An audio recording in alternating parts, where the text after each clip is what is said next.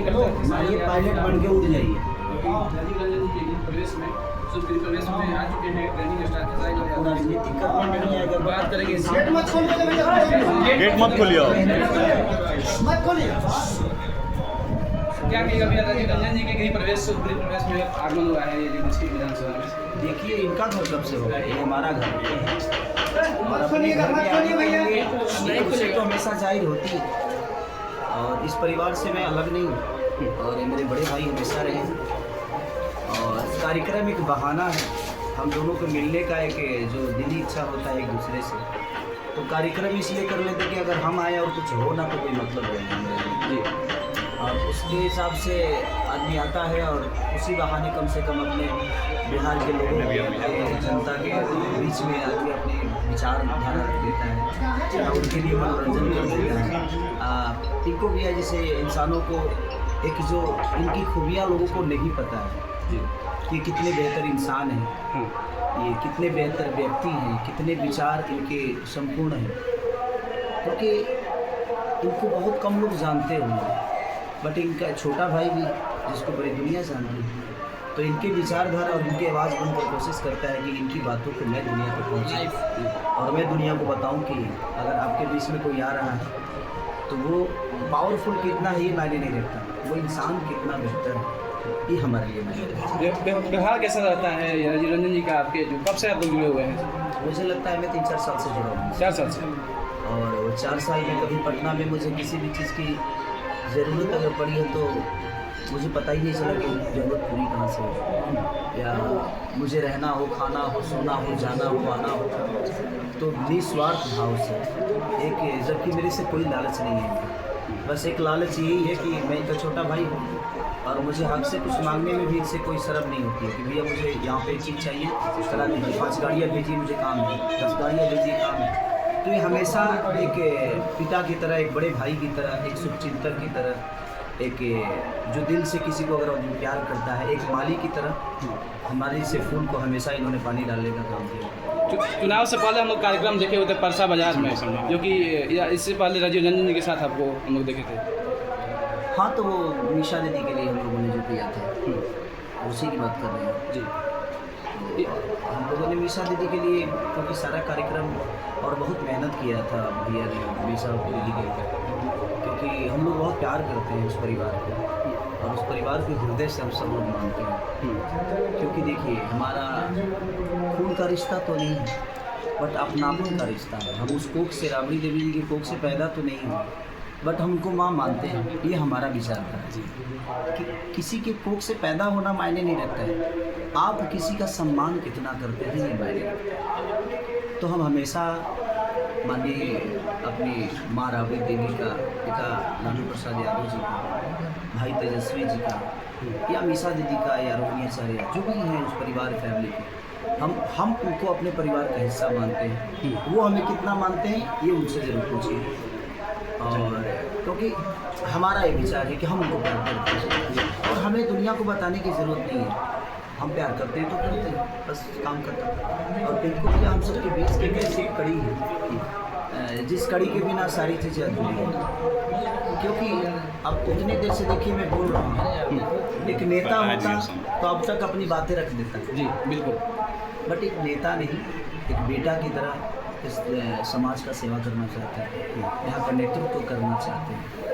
और मैं हमेशा लोगों से यही कहूँगा कि उस बेहतर इंसान को जब तक आप नहीं चुनिएगा तब तक मुझे नहीं लगता कि आप अपने आप को बेहतर बनाइए। इससे पहले हम लोग दोहा कतर में देखे आपका प्रोग्राम। हम एक रात कल दोहा कतर में ही था, मैं कल परसों की मेरी 6 तारीख को वहाँ पे शो था, 7 को मैं शाम को फ्लाइट पकड़ा और सुबह यहाँ, तो क्योंकि मैं नहीं आ सकता था, बहुत प्रॉब्लम थी, बट अपना घर का गृह प्रवेश है, अपने घर में आना था मुझे, तो उसके लिए थोड़ा सा कष्ट हुआ। अभी सोया नहीं हूँ मैं 2 दिन से, फिर भी ठीक है, कोई बात नहीं। अपने घर में आया है आदमी, अपने परिवार में आया, अपने परिवार के लिए आया, अपने बड़े भाई के लिए आया।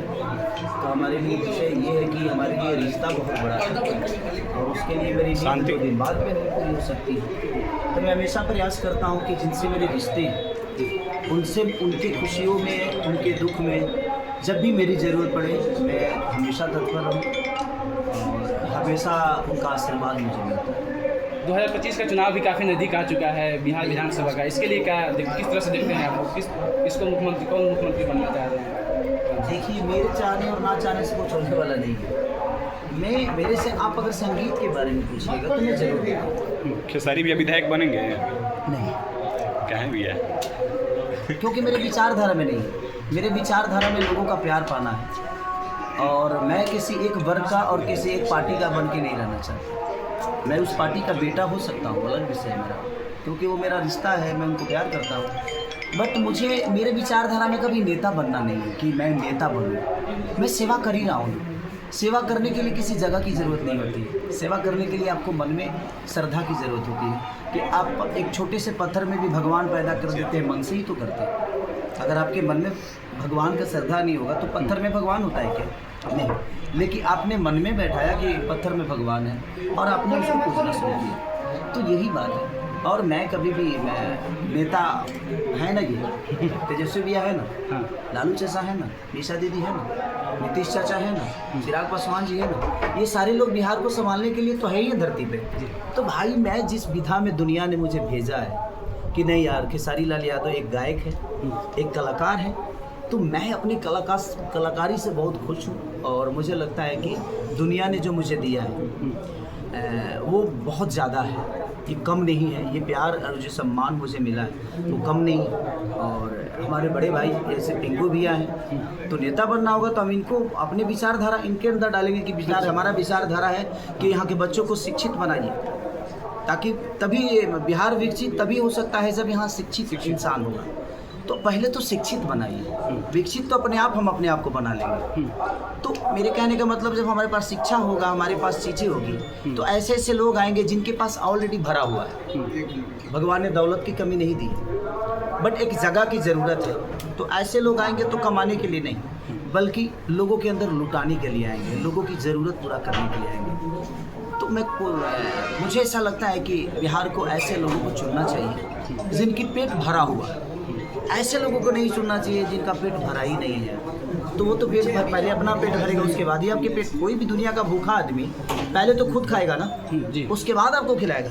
और जिसका पेट भरा होगा सबसे पहले भाई दुनिया को खिलाएगा। तो मुझे लगता है कि पिंकू भैया का पेट भरा हुआ है, ज़िंदगी में भगवान का दिया हुआ इनके पास बहुत कुछ है जो इनके जीने के लिए, उनके बच्चों के लिए काफ़ी है। अब इनको अपने बच्चों के लिए जनता से पैसा नहीं चुराना। अब इनको अपने बच्चों के पढ़ाई के लिए, उनके शिक्षा के लिए, उनको बहुत बड़े लेवल पे ले जाने के लिए जनता का पैसा या जनता का हक छीन कर ये अपने बच्चों को बड़ा नहीं कर सकते। क्योंकि अपने बच्चों को बड़ा ये जनता के पैसे से नहीं, बल्कि अपने खुद के मेहनत और खुद के पसीने से किया इन्होंने। तो मुझे लगता है ऐसे लोगों को आना चाहिए आगे, और ऐसे लोगों को चुनना चाहिए, ताकि उनका भी पेट भरे, और पेट भर के और वो आदमी अपने आप को हमेशा एक गार्जियन के तौर पे इस बिहार में देखें। चुनाव की बात करें तो पिछले दिनों हम लोग लोकसभा में देखे थे आपको कि पवन सिंह का प्रचार प्रसार में आप गए हुए थे। इस बार क्या लग रहा है कि पवन सिंह बीजेपी में शामिल होने वाले हैं, तो पवन सिंह बुलाएंगे तो आप प्रचार प्रसार में उनके जाएंगे इस बार? देखिए, मेरे कहने का मतलब ये है कि मैं एक व्यक्तिगत इंसान का प्यार करता हूँ। वो किस पार्टी से है, किस धर्म से है, कितने लोग उसको जानते हैं, मेरे लिए मायने नहीं रखता। मैं पवन सिंह से प्यार करता हूँ, वो बड़े भाई की तरह है। दिनेश लाल यादव बड़े भाई की तरह है, मनोज तिवारी जी बड़े भाई की तरह है, आपके रवि किशन जी बड़े भाई की तरह। एक कलाकार के तौर पर मुझे लगता है कि वो मेरे बड़े भाई हैं और मैं उनके लिए जाता हूँ। वो किस पार्टी से ही मेरे लिए मायने देखें, क्योंकि पार्टी बाद में आई है उनके जीवन में जी। पहले से वो मेरे बड़े भाई हैं। तो मुझे लगता है कि मेरी माँ छोड़ देने के लिए, मान लीजिए कि मेरी वाइफ कांग्रेस में चली गई, तो इसका मतलब है थोड़ी कि मैं आरजेडी का विरोध करना शुरू करूँगा। नहीं यार, वो मेरी वाइफ है, उसका विचारधारा अलग हो सकता है, बट है तो मेरी वाइफ। उसके जीवन में कांग्रेस या बीजेपी या आरजेडी या चाहे दुनिया का कोई भी पार्टी तो बाद में आया, पहले तो खेसारी उसके जीवन में आया था। तो मेरे लिए मेरी पत्नी का सम्मान और मेरी पत्नी का जो धर्म है और एक पति का धर्म है वो निभाऊंगा ना मैं। तो मेरे लिए मेरे रिश्ते बड़े मायने होते हैं। जैसे पिंकू भैया से मेरा रिश्ता है, दुनिया की किसी पार्टी में जाए मेरे लिए ये मायने रखते हैं, वो पार्टी मायने नहीं रखता, क्योंकि मैं इस व्यक्ति से प्यार करता हूँ। तो मेरे लिए हमेशा कोई पार्टी मायने नहीं रखता है, मैं एक व्यक्तिगत इंसान से प्यार करता हूँ। आरजेडी कौन सी पार्टी है मुझे नहीं पता, मुझे ये पता है कि लालू प्रसाद यादव मेरे पिता है। वो कहाँ है ये मुझे नहीं जानना, वो मेरे पिता है। मुझे एनडीए से कोई लेना देना नहीं है, लेकिन नीतीश जी हमारे बिहार के मुख्यमंत्री हैं और उनका सम्मान हमारे जीवन में हमेशा रहेगा। भाई एलजीपी मुझे नहीं पता कौन पार्टी है, बट मुझे चिराग पासवान बड़े भाई की तरह नजर आते हैं। काम खत्म। मेरे लिए बड़ा विषय किसी इंसान का सम्मान है, किसी इंसान का कद्र है। तो मैं कोई नेता नहीं, मेरे लिए सारे लोग सम्मानित हैं, चाहे वो किसी भी पार्टी के। तो मैं सबसे प्यार करना चाहता हूँ क्योंकि मैं सब पार्टी का हूँ, और जो मुझे प्यार से बुलाता है, जो मुझे सम्मान देता है, मैं उसके पास हमेशा जाता हूँ। और क्योंकि देखिए हर आदमी को सम्मान चाहिए, चाहे वो छोटा हो या बड़ा हो। दुनिया में आप भी, आपको मैं अगर आप बोलता हूँ, आप मुझे आप बोल रहे हो, तो मैं ही आप बोल रहा हूँ। तुम आप ऐसे बोलोगे कि खेसारी तू बता तू क्या करता है, तो मेरी भी लैंग्वेज बदल जाएगी ना। बिल्कुल बिल्कुल। क्योंकि आपसे जब मुझे सम्मान मिलेगा तो मैं भी आपको उसी सम्मान से सम्मान एक रिस्पेक्ट एंड गिव रिस्पेक्ट। यहाँ तो मेरे कहने का मतलब कि एक बड़े भाई की तरह पिंकू भी हमेशा मेरे जीवन में है और हमेशा रहेंगे। और कोशिश रहे कि भाई ये नेता या चुनाव चिन्ह या चुनाव ये आज है कल ख़त्म हो जाएगी, बट हम इंसान एक दूसरे के साथ हमेशा मिलेंगे, पहचान हमारी एक दूसरे से हमेशा रहेगी। तो हम चाहते हैं ना कि देखिए चुनाव के टाइम पे ना किसी से विरोध मत करिए भाई, क्योंकि चुनाव 1 महीने का है। सरकार किसकी बनेगी नहीं बनेगी हमारा कोई लेना देना नहीं है। हाँ, मैं तो यही चाहता हूँ कि जिसकी भी सरकार बने बिहार को शिक्षित कर दीजिए और विकसित कर दीजिए, क्योंकि बिहार की उन्नति में हमारी उन्नति है। किसी एक नेता की उन्नति में हमारा उन्नति नहीं छूटा, बिहार की उन्नति में हमारा उन्नति है। अब बिहार में सब रहते हैं, सब वर्ग के लोग रहते हैं, सब धर्म के लोग रहते हैं। तो मेरे लिए बिहार विषय है, मेरे लिए मेरा भोजपुरी भाषा विषय है, मेरे लिए जिनसे मैं प्यार करता हूँ वो मेरे लिए विषय करते हैं। तो मेरे लिए यही विषय है कि मेरे बड़े भाई पिंकू जी हैं और मैं इनसे प्यार करता हूँ, उस प्यार के लिए मैं अपने करता हूँ। एक शब्द गाने के माध्यम से पिंकू जी के लिए गुनगुना दीजिए।